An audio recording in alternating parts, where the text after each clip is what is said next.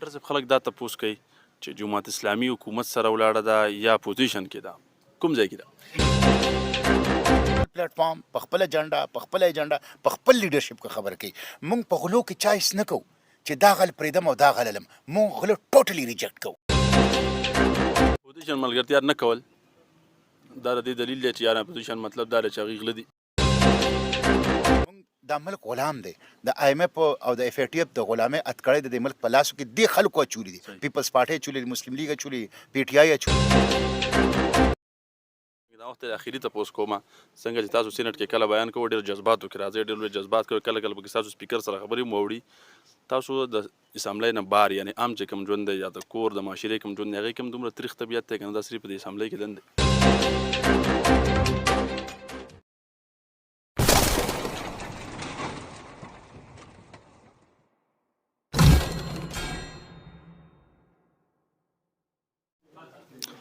بسم الله الرحمن الرحیم. السلام علیکم ورحمۃ اللہ وبرکاتہ. قدرمنو کتونکو تاسو ګورئ همدم ټي وي، زه یم ستاسو کور بشیر الله. پروګرام هم نظر سره یو ځل بیا ستاسو خدمت کې حاضر یم. دې ټایم کې مونږ موجود یو چوګا کې او زموږ سره ننني پروګرام کې کوم شخصیت چې موجود دی د هغې تعریف که زه وکړم نو هسې غلطه به وي ځکه سره تعریف محتاج نه دی. د جماعت اسلامي خیبر پښتونخوا امیر او سینیټر جناب مشتاق صاحب موږ سره موجود دی. ډېره مننه تاسو موږ له خپل وخت راکړو او شنګلې ته په راتګ هرکلی. شکریه، جزاک الله خیر. تاسو خو شنګلې ته ځئ راځئ، خاص کر نن چې رالی د دې خاص د راتلو خاص مطلب او مقصد څه دی؟ زه دلته د جماعت اسلامي شانګلې تنظیمي دوره باندې یم او انتخابي کمپین باندې یم. نو د خپل تنظیم پروګراماتو کې سرګرمو کې شرکت کول او د خپل کینډیډیټس چې په ویلیج کونسل کې دي، په تحصیل کې دي،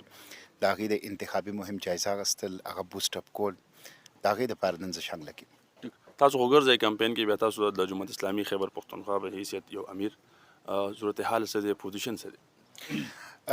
لوکل باډیز الیکشن کې بالخصوص ملکن ډویژن کې جماعت اسلامی په 2001 کې، 2005 کې، 2014 کې، 2015 کې یو مضبوط قوت راغلی او په دې ملکن ډویژن کې بالخصوص دا په 1 نمبر په لوکل باډیز الیکشن کې زموږ دا امید دی چې ان شاء الله چې 31 مارچ باندې کوم مرحله ده په دې کې به جماعت اسلامي د خپل تاریخ مینټین ساتي او جماعت اسلامي به په ملکن ډویژن کې بالخصوص په 1 نمبر باندې په ویلیج کونسل کې په تحصیلونو کې یو غټه پارټي. اگر چې موجوده حکومت دا بھرپور کوشش کوي چې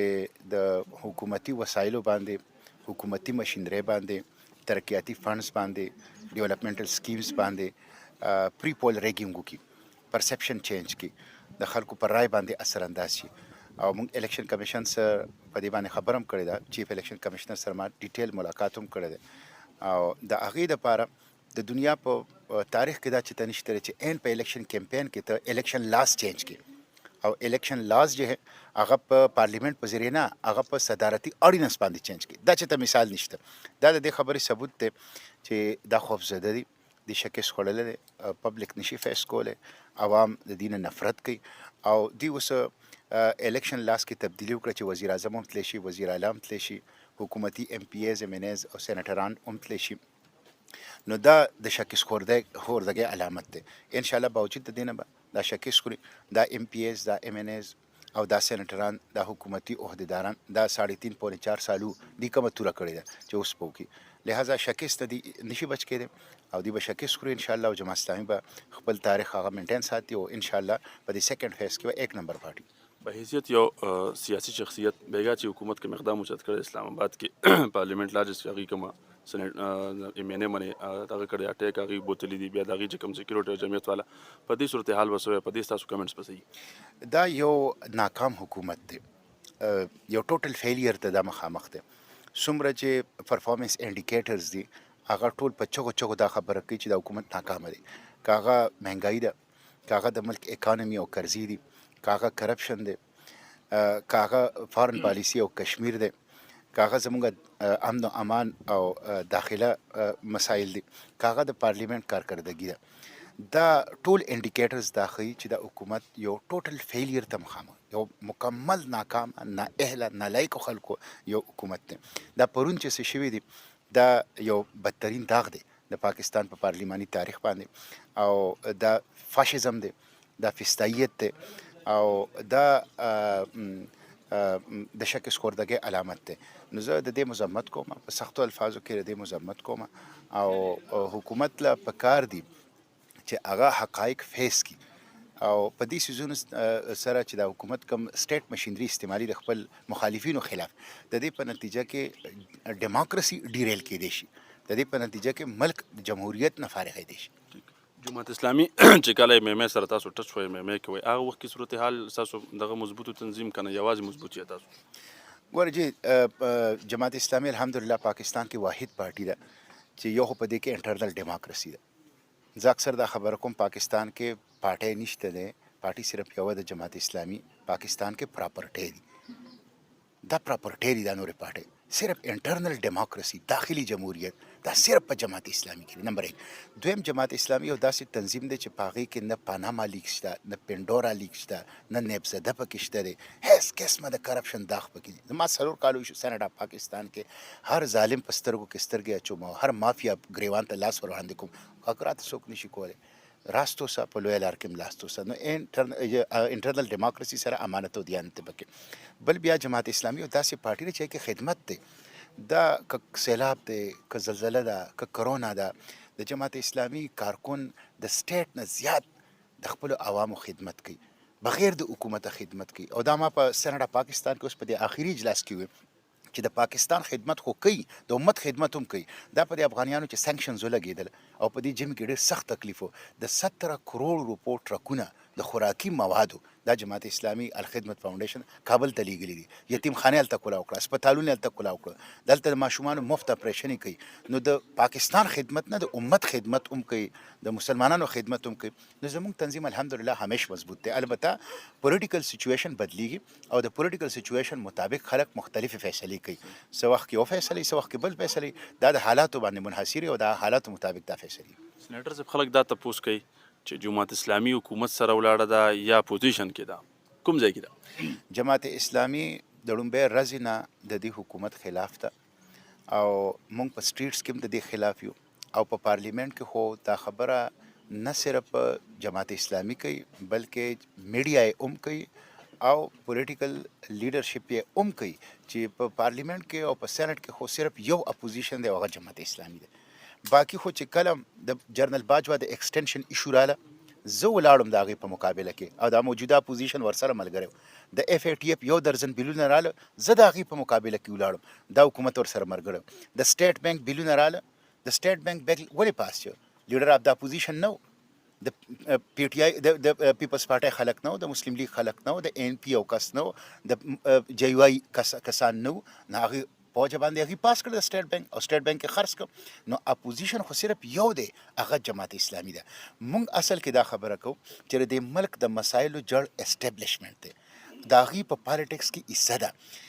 دا یو کس خیجول او بل کس کوزول، دا یو غل باندې کله لاس کې خودل، کله په بل غل باندې لاس کې خودل،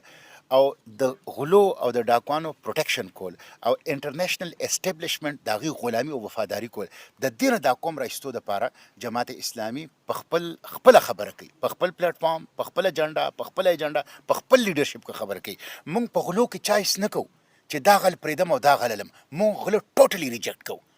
موږ د امریکې په غلامانو کې چایس نه کوو چې دا غټ غلام دی، دا وړوکی غلام دی، دا اخلم دا نه اخلم، موږ ټوټل غلامان ریجیکټ کوو. موږ د هغې په مقابله کې د غلو د غلامانو په مقابله کې خپل ځان پیش کوو. چې کله موږ دا پیش کوو، خلک وایي تر دم نه یې ملګري، د دې غلم نه یې ملګري، د دې غلم نه یې ملګري، د دې غلام نه یې ملګري، د دې غلام، نو ته چا سره یې؟ موږ وایو موږ د غلو خلاف یو، د غلامانو خلاف یو، او موږ عوامو او د پاکستان او د کانسټیټیوشن مقدمه په خپل پلیټفارم، په خپل نوم، په خپل ایجنډا او په خپل لیډرشپ باندې کوو. د اپوزیشن ملګرتیا نه کول دا د دې دلیل دی چې یار اپوزیشن مطلب دا دی چې هغې غله دي. دا اپوزیشن دی. تاسو ماته ووایه جنرال باجوا ایکسټنشن چا ورکړ؟ تاسو ماته ووایه اف ای ټي اف بیلونه چا پاس کړه؟ تاسو ماته ووایه د سټیټ بینک بیلونه چا پاس کړه؟ دا خو د اپوزیشن پاس کړه. یو پی ټي آی په خپله دا خبره کوي چې یو پی ټي آی دی او یو سوپر پی ټي آی دی، یعنی موږ پی ټي آی یو، دا اپوزیشن را سره سوپر پی ټي آی دی. چې کله موږ په تکلیف کې دی راغلي یو، موږ یې ریسکیو کړي یو. نو دا خو په خپله اپوزیشن، دا خو فرینډلی اپوزیشن دی او دی خو په خپله فیسیلیټیټر دی، دا سهولتکار دی د موجوده حکومت، او د دې په پالیسیو کې فرق نشته دی. آی ایم ایف، اف ای ټي اف، ورلډ بینک غلامان دیم دي، هغې هم دي، او دا موجوده پارټي جوړه رچانه ده دا خو ټول هم د دکر پی ټی آی چې کومه جوړه ده د پیپلز پارټي نه د مسلم لیگ نه د کاف لیگ نه هم دغه خلق دی هم دغه چن کم ځای و افضل چن هغه مخکې پیپلز پارټي کې پی ټی آی ته واپس پیپلز پارټي ته لاړ اخت خټک لیاقت خټک د پرویز خټک ونه دا چته پیپلز پارټي کې پی ټی آی ته راغلی واپس پیپلز پارټي ته لاړ نو دا یو مافیا ده دا یو مافیا ده او دا مافیا د امریکای غلام دی دا د اف ای ټی اف غلام دی دا د قوم د مسایلو سبب دی دا د قوم د مسایلو حل نه دی دا پارت اف د سولوشن نه دی دا پارت اف د پرابلم دی لہذا موږ دا د سر نه اپوزیشن نه غنو اپوزیشن موږ یو موږ د حکومت خلاف ولاړ یو موږ په هر موقع باندې قوم ریپرزینټ کړي د قوم درد او د قوم تکلیف او احساسات له جبه ور کړی تاسو یوازې که تاسو ځای بل فرض کا مستقبل سوي نه د جماعت اسلامي چې یاره دا تنظیم به تر کوم حده کامیابی موږ دا غنو چې موږ د انټرنیشنل اسټابلیشمنت هم خلاف یو د لوکل اسټابلیشمنت هم خلاف یو د اسټابلیشمنت دا کار نه دی څوکیدار کاردار چې په بارډر باندې د ملک حفاظت وکړي داغه کار نه دی هغه ماستر نه دی ماستر عوام دي عوام مالک دي عوام به دا فیصله کوي چې چاته ورکو لہذا موږ په پالیټکس کې داغي د انټرونشن د مداخلت غندنه کوو داغي خلاف یو موږ د پینډورا او د پاناما پیپرز والو خلاف چې د جهاد په عدالتونو کې هم کړی په پارلیمنت هم کړی په سټریټس کوم دا به جاری ساتو د غلو خلاف موږ دا ملک غلام دی د آی ایم ایف او د اف ای ټی اف د غلامۍ اتکړې د ملک په لاسو کې د خلکو چولې دي پیپلز پارټي چولې مسلم لیگ چولې پی ټی آی چولې د دې اتحادیانو چولې دي موږ دا اتکړې ماتول غواړو لہذا ما خپل مستقبل ډیر واضح ښکاري پاکستان یو باشعوره قوم دی یو ویښ قوم دی دی چې سیک له ماتې ورکړه دی چې فرنګي له ماتې ورکړه دی به انشاءالله د فرنګانو دی شاګردانو نه او د انټرنیشنل ساهوکار ادارو د غلامانو له انشاءالله ماتې ورکوي او دی به جماعت اسلامي سره مرسته کوي یو داسې پارټي چې جمهوریت ته پکې یو داسې پارټي چې لیلی وایټ کلین پارټي ده یو داسې پارټي چې خدمت ته پکې یو داسې پارټي چې هغه د جرأت او بهادرۍ سره د ظالم خلاف خبره کوي هغه د دې مستحق ته چې ملک واقع اختیار دی هغې ته حواله شي ټایم ټورنګ دا وخت اخیری تپوس کومه څنګه چې تاسو سینټ کې کله بیان کوو ډېر جذباتو کې راځي ډېر لوی جذبات کوي کله کله پکې تاسو سپیکر سره خبرې موړي تاسو د اسامبلۍ نه بار یعنی عام چې کوم ژوند دی یا د کور د معاشرې کوم ژوند دی هغې کوم دومره تریخ طبیعت دی که نه دا صرف په دې اسامبلۍ کې دند دی زما خو په غلامۍ باندې او د ملک په ازادۍ خرڅولو باندې او په عوام دشمنۍ باندې دا ما لپاره ناقابل برداشت دي دا چې تاسو کوم طرف ته اشاره وکړه دا دوه بیلونه یو د سټیټ بانک و په هغه ورځ باندې ما وایي دا بلیک ډے ده دا توره ورځ ده یو مې سیاه ده نن پاکستان غلام شو او هلته د قائد اعظم غټ تصویر لګېدلی ما ورته د دې باباجي پاکستان تاسو خرڅ کړ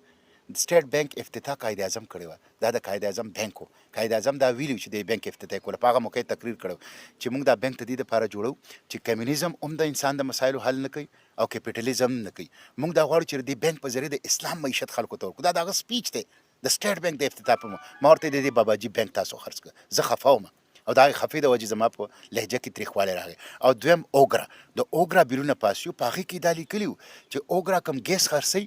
نو چې څومره ګیس خرڅي د هغه مره پیسې به د خلکو نه نالي بلکې چې څومره ګیس خرڅي هغه پیسې به وملي د هغې نه علاوه د هغې چې کمې قرضې د هغې پیسې به وملي د هغې نه علاوه چې کم لاین لاسز دي د هغې پیسې به وملي د هغې نه علاوه چې د کم کرپشن د هغې پیسې به وملي د هغې نه علاوه چې د کم تعیشات دي هغې پیسې به وملي یعنې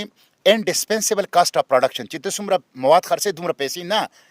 ریونیو ډیمانډ نو ریونیو ډیمانډ خو به ستا عیش و عشرت وي ستا به کرپشن وي ستا به لاین لاسز وي ستا به پور مینجمنټ وي ته به هم د هغه د عوامو نه د دا عوام دښمني وه نو چې کله ملک خرڅېږي او کله عوامو سره دښمني کېږي نو واقعي زما په لهجه کې تریخوالی راځي